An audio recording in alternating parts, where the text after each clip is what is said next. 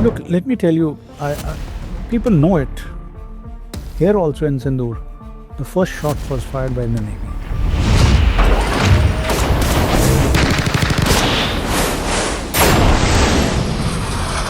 Nobody knows it.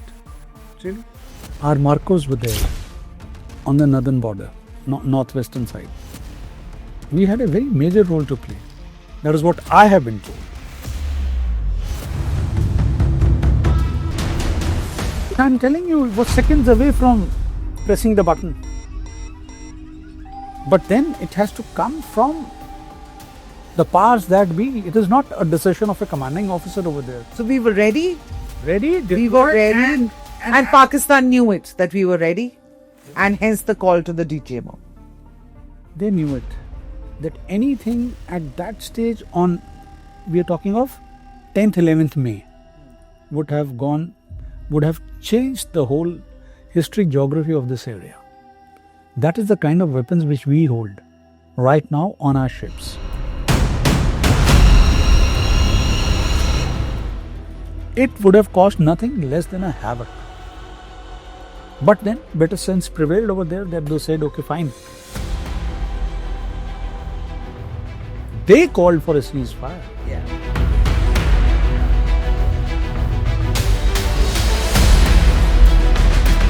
It would have happened in Sindoor. Sindoor was exactly or maybe 10 times more lethal had it happened.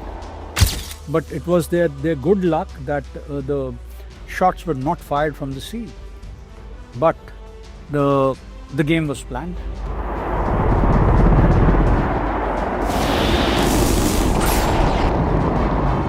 Indian Navy is a very potent Navy. Indian Armed Forces are very, very good.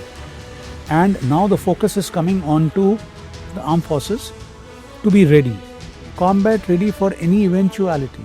Right now as we speak, more than 50 ships are under construction. They are only to match the requirements. You know, if there is a requirement of so many vessels here or in Andamans or beyond that we need to have. So, and the government is supporting it.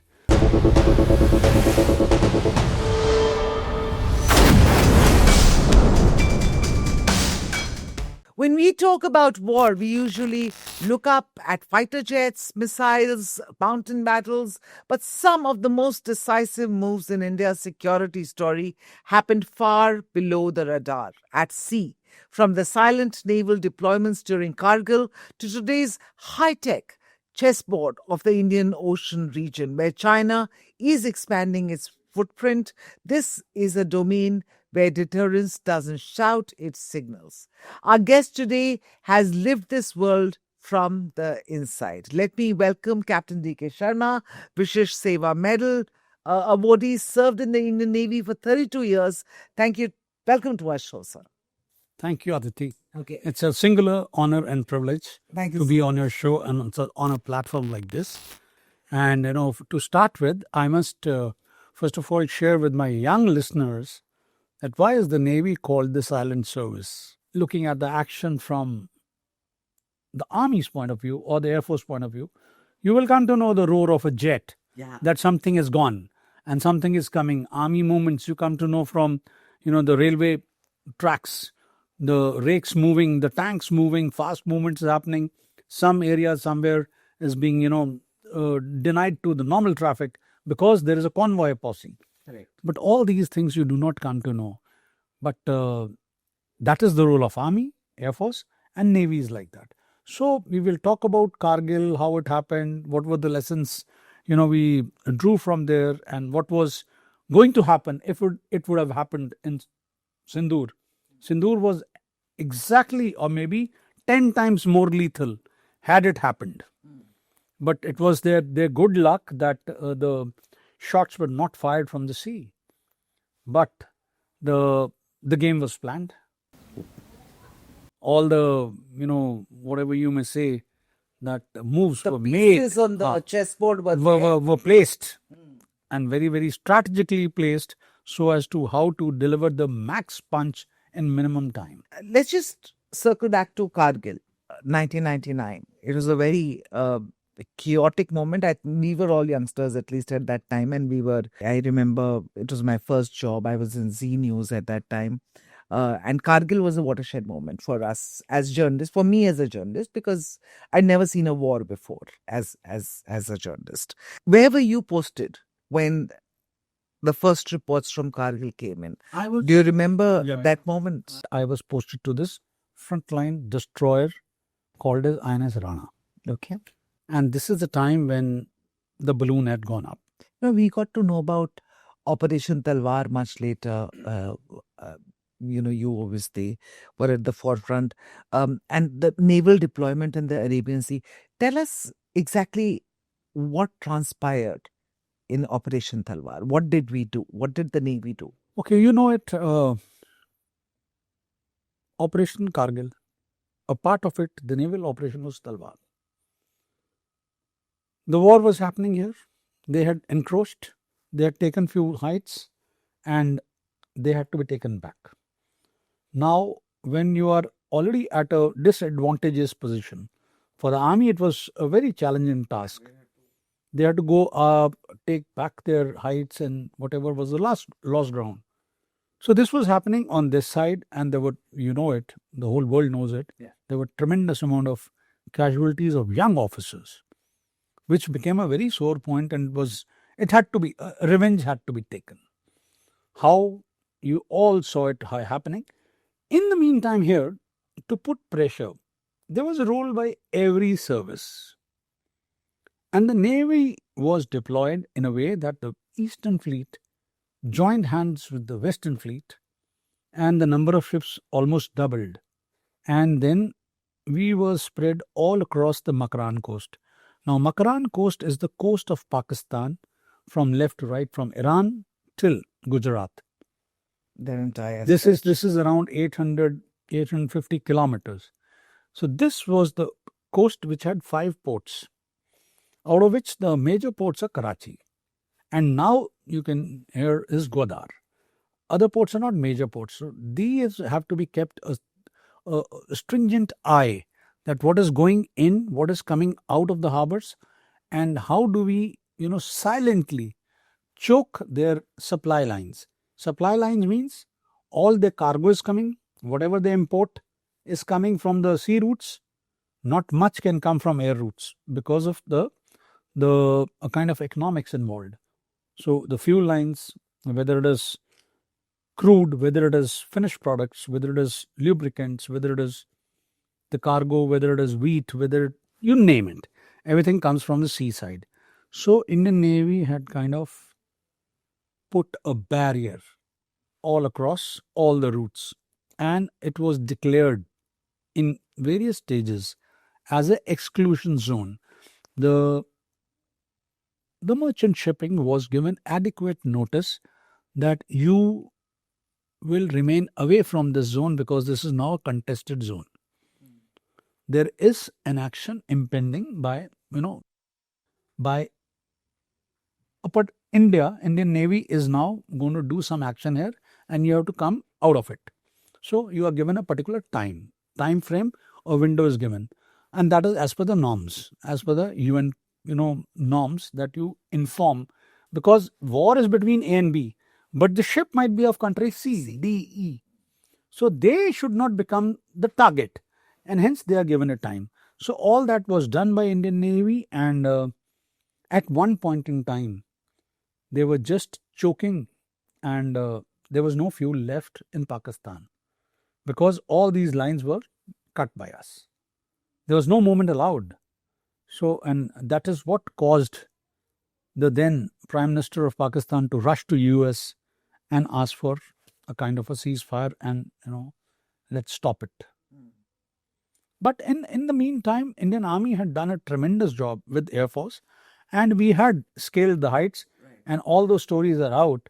I mean, those are the last scene action where everybody was involved. The army was involved. Right. Though, of course, we had little setback insofar as deaths are concerned, which was, but this is how it happened. And Indian Navy was in full strength. Should there be anything, we would have done what we did in 1971, maybe 10 times more. And how far off were our ships from, let's say, the port of Karachi or? There was total dominance. I will, keep away from telling you how much was it. Sure. There were occasions that you had made forays. You knew each and every ship where it was. Every information was there with us, and the Indian Navy was totally deployed all across, right from Persian Gulf, Gulf of Aden, from wherever the sea lanes of communications are going towards Karachi or coming out of Karachi. Everything was known. And so you said that once they were left with just 2 days of fuel within Pakistan because of this blockade by the Indian Navy, Nawaz Sharif went running to Uncle Sam. What happened next? And then how did that play out? You see, This is for our young viewers. We have also heard this. We were deployed. What was actually happening on ground, this all of us came to know later. But you see the effect, the cause and effect. They caused something. We took some action, retaliatory action. And after that, what we created a kind of a situation that they have to come on their knees now. Because if there is no fuel, the country can't run. And that is what the Navy delivered by silently acting from remote places. Right. But see the effect that it caused such a kind of a, uproar in that country that you stop it now. So the Army and the Air Force acting on the ground. On the northern heights. Northern Heights, and Navy had taken full control of the northern Arabian Sea and choked everything. No supply in or out of Karachi. Was there a sense that Pakistan's Navy might sort of try to break out of Karachi and try to test India at sea? It would have caused a kind of a suicidal mission for them, because coming out, you see, we were well positioned, and whether they were out, because you see, the Navy of Pakistan is predominantly submarines. So at that time they had 2 or 3 submarines. I don't know how many were operational and where they were. But the point is, overall effect, the whole game was in our favor. We were spread out, and Pakistan's strategies of deterrence, that they will not allow you to come near to the coast because there is a threat of submarine. They work on this ethos of, their tactics is deny the space. But we were offensive. We were all over. So be it. So we had our confidence in our sensors, weapons, and the way we operate. And we were deployed. We took our chances because we were for a mission over there. We were not defensive. We were totally offensive. Any moment that you remember during that time, our ships there face to face, literally, blocking Pakistan's routes there, fuel routes there, and also hitting their morale.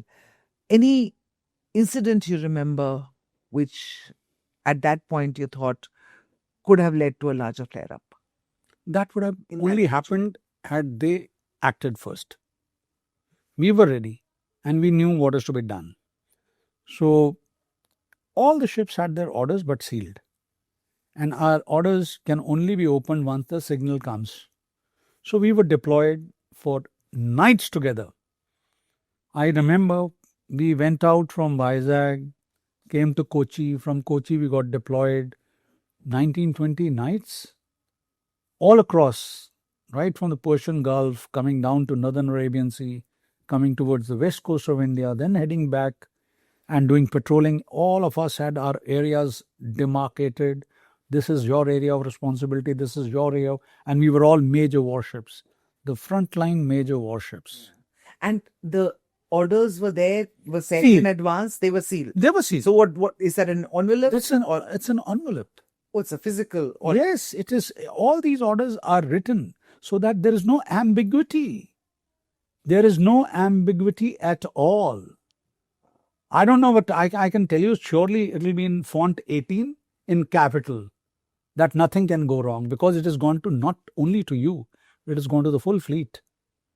And it has to be in sync. Who will do what, at what time, and everybody will get his own chance. That you remain here till the time, and once you get a signal that open so and so, then you open so and so. Otherwise, keep quiet. What if, okay, and I'm just curious, the orders were there in sealed envelopes. What if there's a last minute rethink or a change in strategy? The new order will come. And how will it reach you? It will come through the wireless, through the communications. Okay, and then it comes and the broadcasts are there, and you will start getting it.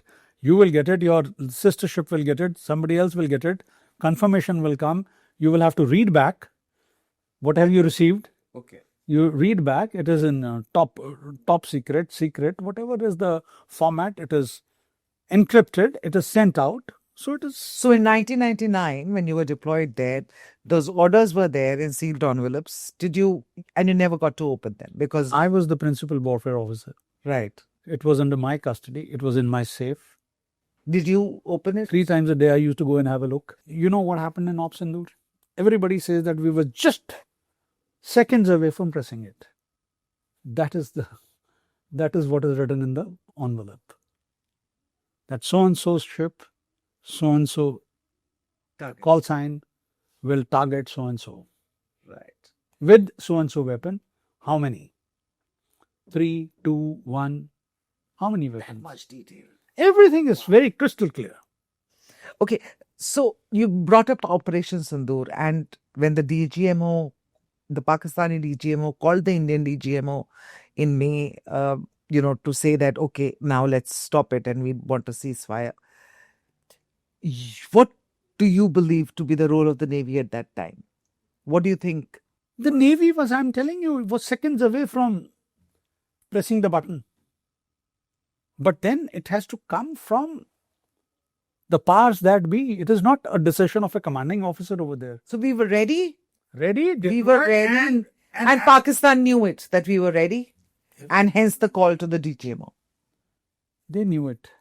That anything at that stage we are talking of 10th, 11th May, would have changed the whole historic geography of this area. That is the kind of weapons which we hold right now on our ships. It would have caused nothing less than a havoc. But then better sense prevailed over there that they said, okay, fine. They called for a ceasefire. Yeah. Look, let me tell you, people know it. Here also in Sindoor, the first shot was fired by the Navy. Nobody knows it. Really? Our Marcos were there on the northern border, northwestern side. We had a very major role to play. That is what I have been told. Would you Our like to drones. share it? Yeah, there were special forces were used. Indian Navy special forces, which are the Marcos, Marine Commandos. Yes. They were used.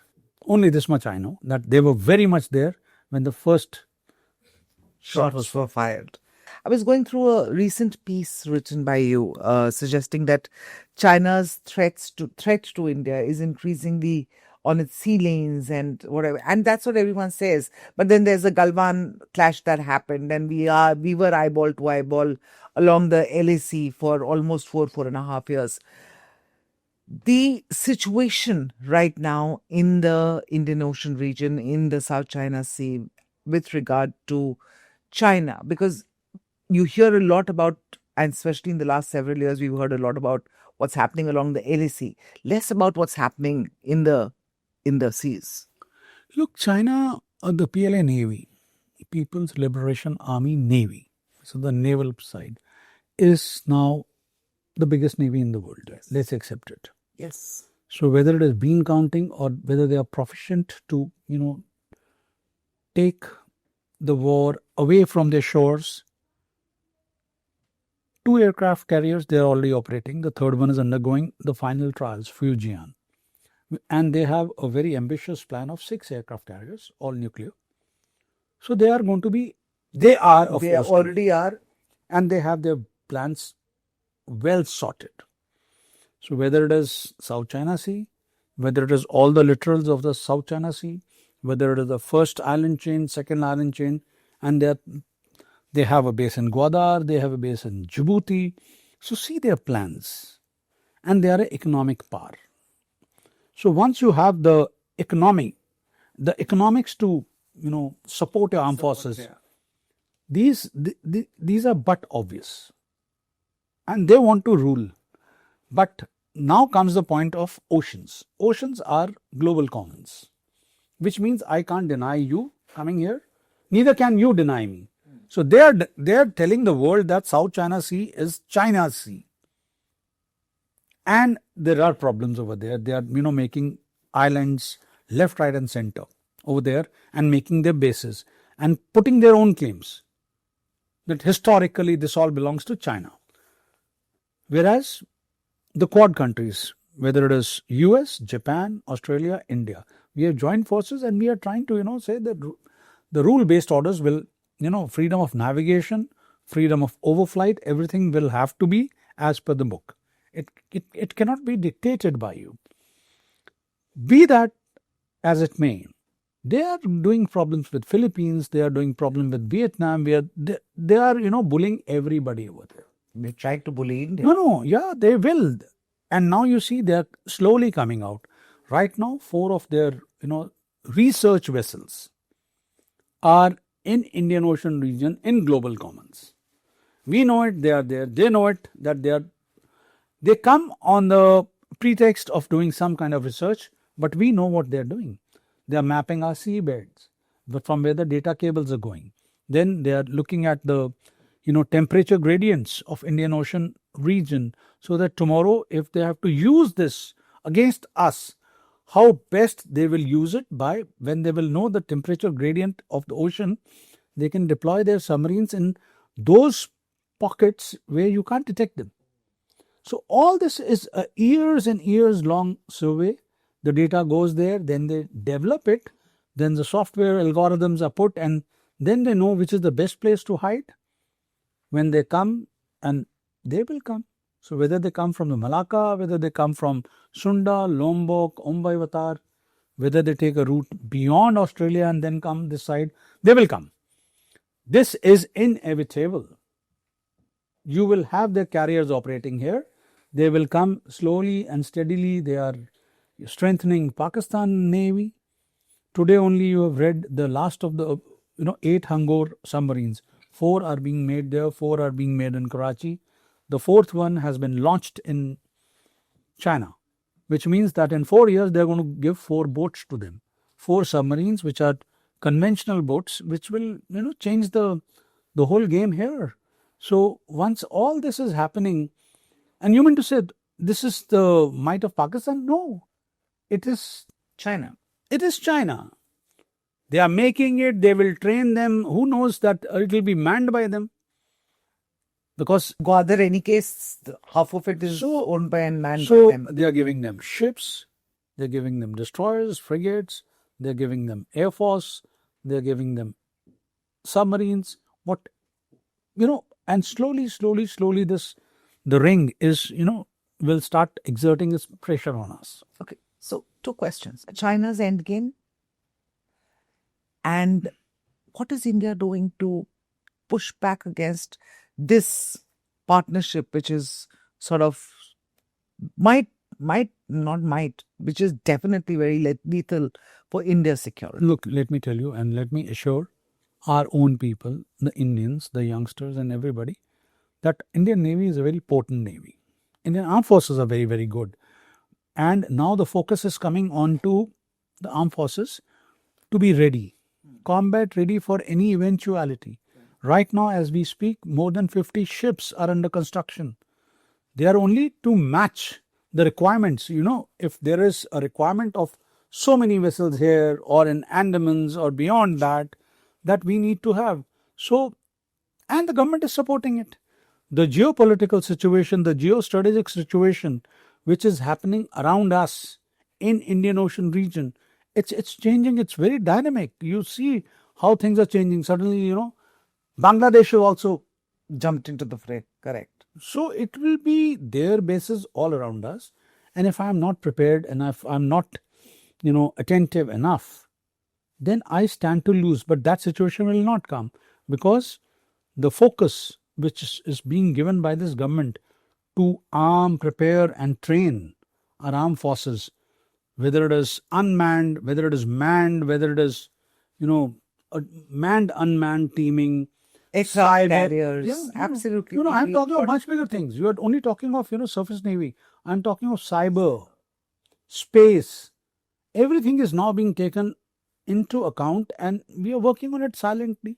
Yes, we have a superpower lined up against us directly.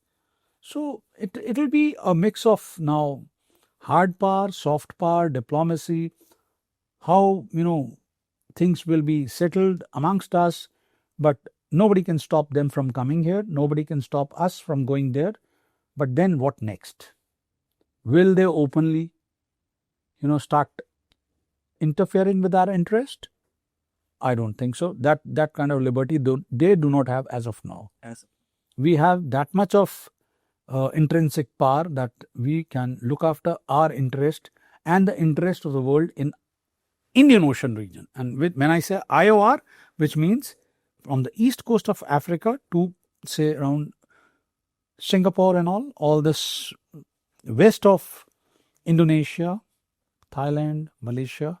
So this is IOR, which is quite secure, and people know it. The world over, they know it, that this is well guarded and well respected as far as the rules are concerned.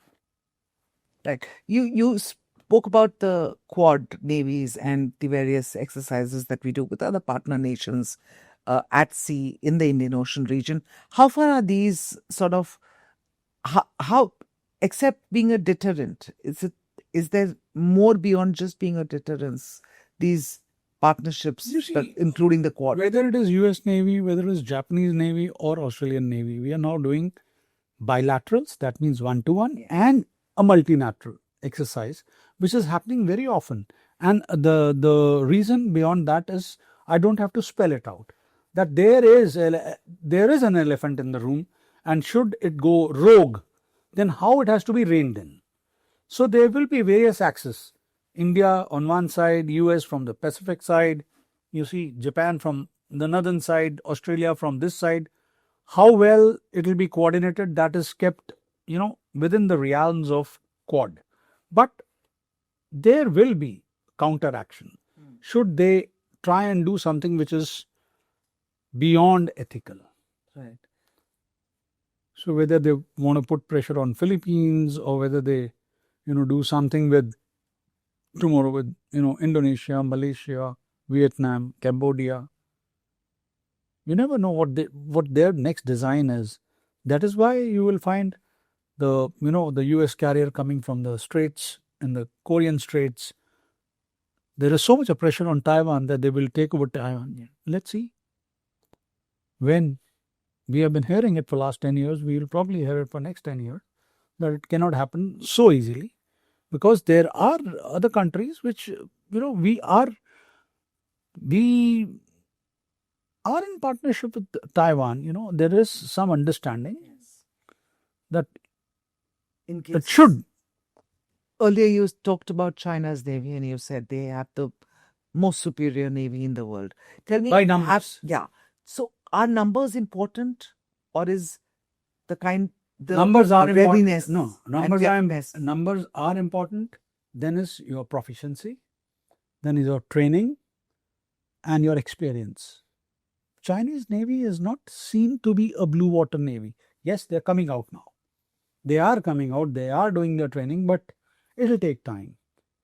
Unlike the US Navy, which is only doing expeditionary operations. From US, they sail out and they go back after 1 year. Yeah. This kind of operations, they have only started now. China has started now. But to move as a carrier battle group away from your own home base. You see, a carrier battle group, should there be an emergency, you have to ditch in water. Or should there be a third country who's friendly to you and who's ready to take the diversion.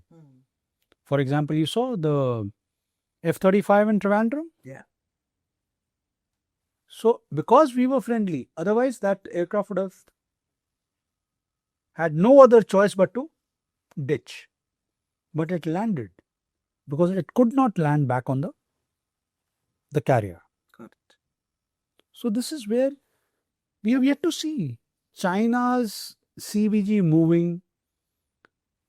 Whatever they are moving out, they have some base somewhere. Nearby. So that there is an alternative airfield available. You see, when an aircraft carrier launches something and there's a problem with the aircraft, then it needs a longer runway.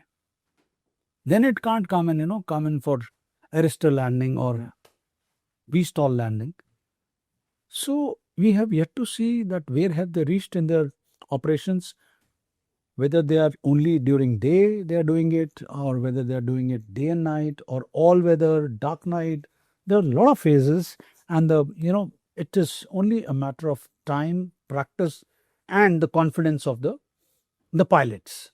Right. And then they will start moving out. So China is happen. China, you're saying at present has the numbers, definitely. They have the But numbers.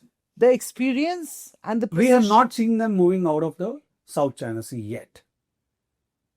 Okay. And if they are moving towards the Western Pacific, they are moving near to their islands so that they have an alternate available. Right. India's crude oil lifeline also passes through the Indian Ocean region. There are choke points like the Hormuz Strait and the Malacca Strait. How vulnerable are these corridors given China's? You see, they are more. India is geographically, we are in the center. Right. The sea lanes of communication, or the corridor which you are saying, it is crisscrossing the Indian Ocean. So the biggest point is that if I have to choke the supply to the South China Sea nations, like for example, the crude for China comes from the West Asia Yes. or Middle East. It comes and it passes south of India, and then from Malacca goes towards China, or it comes to Bangladesh and then takes the land route, or it comes to Godar and takes the land route by the pipes. But then the best form of transferring crude and all this, finished as well as raw products is by the sea. That is the fastest. So it is up to us that should the balloon go up, we will choke these points. So we have the advantage, geographical advantage. That is where you see, Indian Ocean is on the name of India, but we have never thrown our claim. Unlike China. That this is our ocean. No. India's ocean, India's responsibility.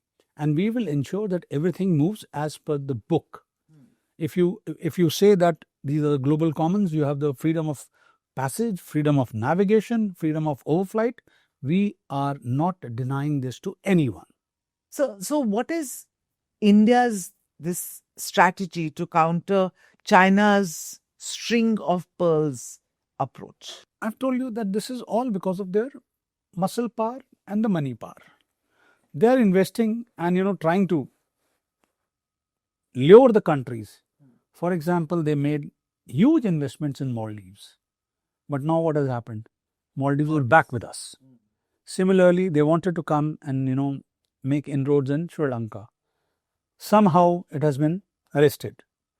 But they have made their base in Gwadar. They have made their bases in Djibouti. So we are also doing. We have Chabahar. They are there. So we will have some counter or the other. In now Djibouti, next to Djibouti is a French base. There is a US base. So it all depends. That is why we have our own alliances. So we are doing exercising. We are doing exercises with these nations. The top navies do exercise with us because we do not consider each other as a threat. So if there is a situation tomorrow, then probably all these arrangements and agreements and the MOUs which are happening, recently when President Putin came here, there was another arrangement happened where we can use their logistic facilities, and so can they use our bases for repairs, maintenance, and logistic support. So all these arrangements, reciprocal arrangements which are happening between navies, like-minded navies, will help us towards that cause. That should China become a threat, and China has been investing it, and it has been known to us for quite some time. But then they are using the money power, they are using the muscle power with various countries by giving them loans, and they are debt ridden. And after that, once you get under the debts, Then you are then you are bound to do what. That happened with Sri Lanka. That's happening with Pakistan. That's happening with Nepal. That's happening with Bangladesh. Everywhere. Yeah, never exactly. happens. But tell me something. So, we have a SAGAR initiative. Can that be? Is that an adequate framework to sort of address? At least it has started. Somebody has thought about it. We started with security and growth for all in the region, SAGAR. Now it is MAHA SAGAR. So we are doing whatever best is possible in this part of the world, so that, you see, I'll tell you, say around 2007, 2008, 2009, the biggest problem in this part of the world was piracy. Piracy became, it just started, and every ship was threatened. And who has brought this menace under control? India. India has done such a brilliant work. And let me tell you, from the last now 18 years, we are deployed continuously 24/7 to make sure that Indian Ocean region, our waters, from the end of Persian Gulf or Gulf of Aden till the time you reach the other side of Malacca, that nothing goes wrong. There are no pirates here, which means humongous kind of effort which has been done by India, Indian Navy and your armed forces. All this has been done by us. So kudos to our sailors, our soldiers, our silent warriors at sea. Let me just shift back to your spokesperson years. Okay. Very important 10, 12 years that you gave as the spokesperson for the Indian Navy. A very, at that time coming across and, telling it like it is, so to speak, in those words, were very rare in the Indian Navy at that point when you took charge and then you brought about that change. Was there a need from within the Indian Navy to have that strong voice convey their messaging? What brought about that change in approach? It was, an era when WhatsApp was coming. The biggest threat to any communication. And we were, catching up with the technology, but outside the Android phone was already there. Yeah. And we had restrictions. You see, electronic gadgets coming inside the headquarters and then getting permissions. So that was a tough time, and everything and anything became a news before it reached the right places. Everything had its own proof. People thought that everything is there with them.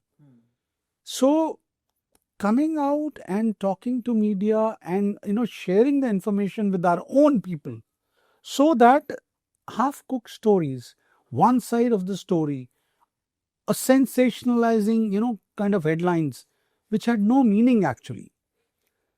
So here the Navy gave me the backing that please put out the truth. We are not hiding anything. You have got proof, whatever photographs, whatever incident is happening, but listen to us, the people on ground who are facing it. For you it is a story, but go into a little depth. Please take the background to it, that what happened, how it happened, and how the thing was controlled. Any incident, any accident, anything was becoming headlines. What was one such headline that irked people within the Navy? For instance, 2 major warships are standing in Bombay Harbour. A third warship is coming. Now, warship is coming, and it is, very much restricted. It's such a heavy thing, 7,000 tons. Yeah. Suddenly, there is a gust of wind, and the ship, comes and touches the other ship, and 2 guardrails are broken. That used to be the main headline. Ship X breaks collides with ship Y, and 2 stanchions are broken. Is this news? This is occupational hazard. Yeah. While parking 2 cars, if there is a problem and your brake has, just failed, You just touch the other car doesn't mean that it's intentional and there is a damage and there is a sabotage. These are the kind of stories which were coming out. Okay. Everything which is supposed to be, sorted out within four walls of a family, so to say. I'm just bringing a simile. It was coming in the main media. So there was, So this was a small incident blown up out of you see, proportion. then, But I'm sure there were big. major accidents of submarine, Yes. into But given the importance of secrecy, sir. no, but there were conspiracy theories which were, taking birth. That anybody and everybody is, putting out some hearsay story and, putting it out. So we, the Navy, or for that matter, the government of India, all backing was given. ADG MNC was there. My boss was there, ADG MNC. It was how nicely and how comprehensively we collected our thoughts, shared our thoughts with the major media houses, and gave the correct story out. It was not that we were cooking up anything. Absolutely. It was absolutely the truth that you don't go outside and take feed from somebody. Take it from the horse's mouth. And the briefings were not done by me. They were done by the specialist people, by 2 stars, 3 stars. That we have nothing beyond this to share.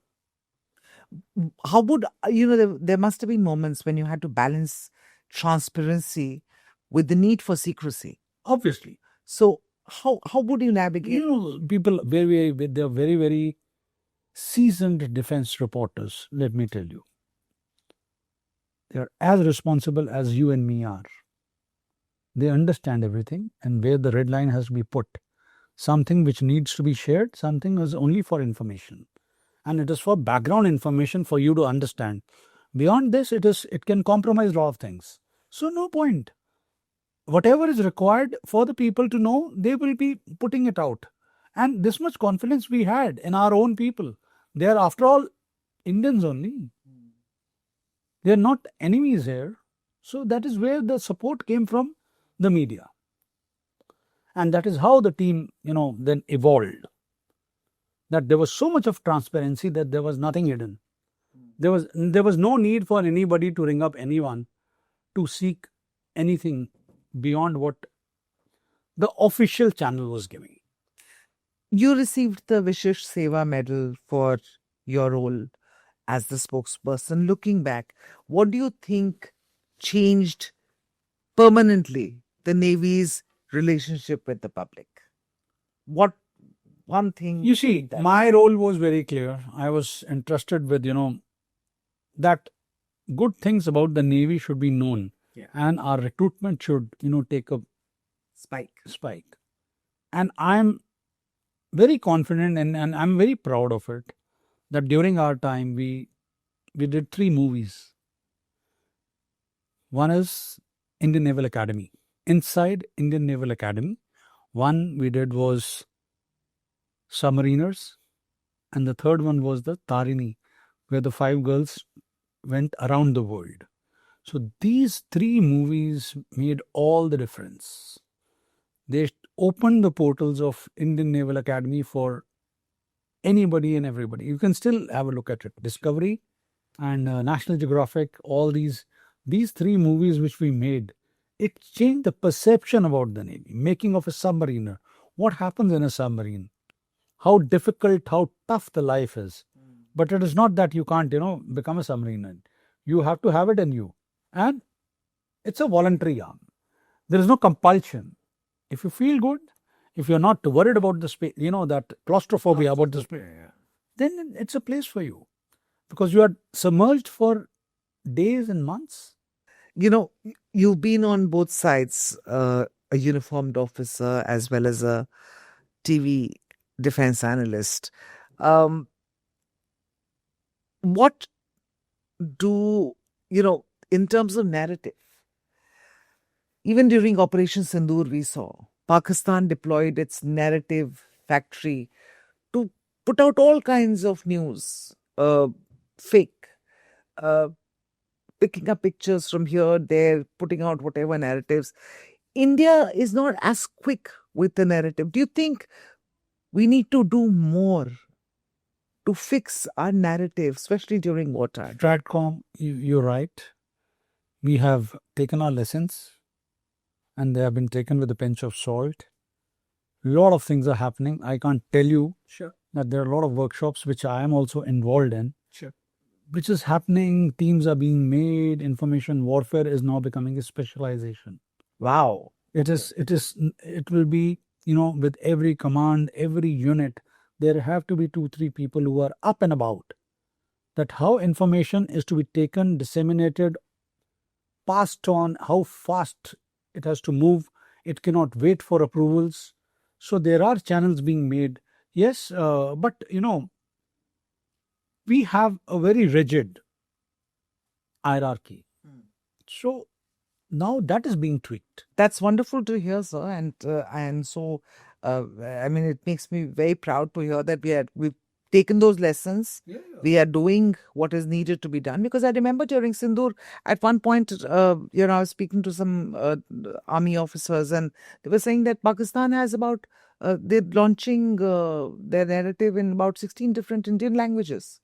They had people sitting and typing away. They had people, they were literally winning the narrative war till a certain point of time. And probably many in the world still believe that Pakistan won Operation Sindoor without even. No, I think they're under the command of the CDS. A lot of water has flown under the bridge. I'll just move forward to the Kashin class destroyers that you've sort of navigated. Legendary warships. What made these ships special, and what did it take to command respect on board one of these ships? You see, these were the legacy ships of Russia. Yeah. They came to India in early 80s. We got 5 of them. Rajput, Rana, Ranjit, Ranvijay and Ranbir. And 3 of them are still serving. And there is no, at those times, they were the most advanced insofar as weapons, sensors, their habitability, the speed, the life on board, everything was top class. So those were that it was a dream tenure. That if you get a tenure on our class, this is the Kashin class destroyers. And you got a tenure on. You had to earn it. Yeah. Otherwise, it was very difficult to even step on board. It was, kept, okay, that is a Kashin. So you have to work hard and then, make a mark and then get into that. Right. So those were that aura of that ship was like that. Okay.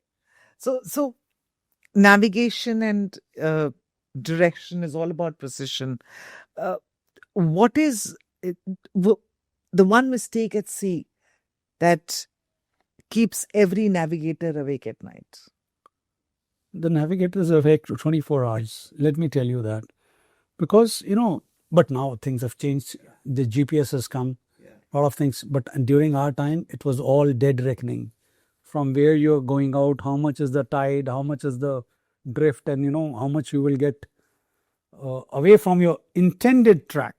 All that was huge calculation and a huge stress on the navigator. But today that's all gone. All because of satellite communication, GPS, and the works. It's all automatic. So now the role of the ND officer, navigation and direction officer, is more towards warfighting. How to utilize the space and how to bring the max impact.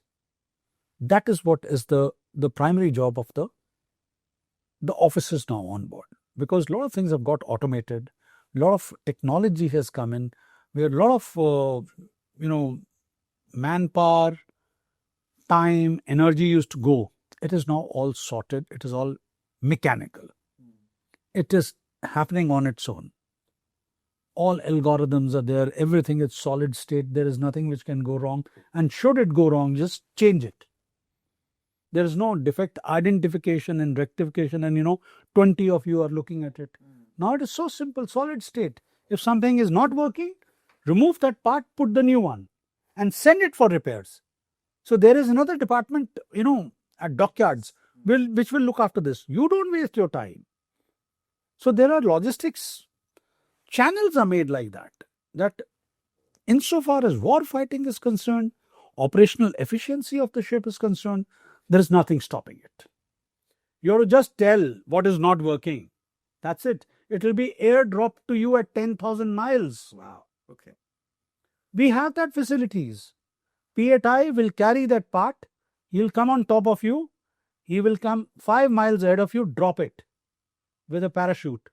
The thing will go down. You send your boat, pick it up, gone. Interesting. So there is no need of the ship coming back 10,000 miles. You just tell what is wrong. So you have to concentrate on actual war fighting today, on your tactics, what needs to be done, how to deceive, how to, make sure that the whole situation comes favorable to you. बहुत interesting है sir, because this is not something that you normally, as I said, we hear a lot about how it works in the Air Force and how it works in the Army, but very interesting to hear how exactly things function in the Navy. Thank you so much for joining us for this Thank you podcast so today. It much was a for this. pleasure. But any last message that you would like to give young boys and girls who might want? I would urge them to please exercise the option of joining the Indian Armed Forces, the Indian Naval Academy, which is first of all giving you a BTech degree. Everybody, every officer in the Navy today is a BTech qualified. So that is on the house. You come after your 12th, please come join the Navy and you won't regret. I must tell you, given a chance to me, I am ready to go back to the academy and start all over again. Wonderful, sir. We'd love to have you back again for those 32 years. And then No, seriously, people don't know yeah. that what kind of, the protection, the bonhomie, there are no words for me to say, the friendships, the families, the way you come up and the way you grow, it can't be matched outside. That is Fair point, sir. On that note, thank you so much for joining us. Thank you, viewers, for watching this podcast. Do write in to us if you have any questions, and we'll try and put them to sir and have them answered for you. Thank you for joining us.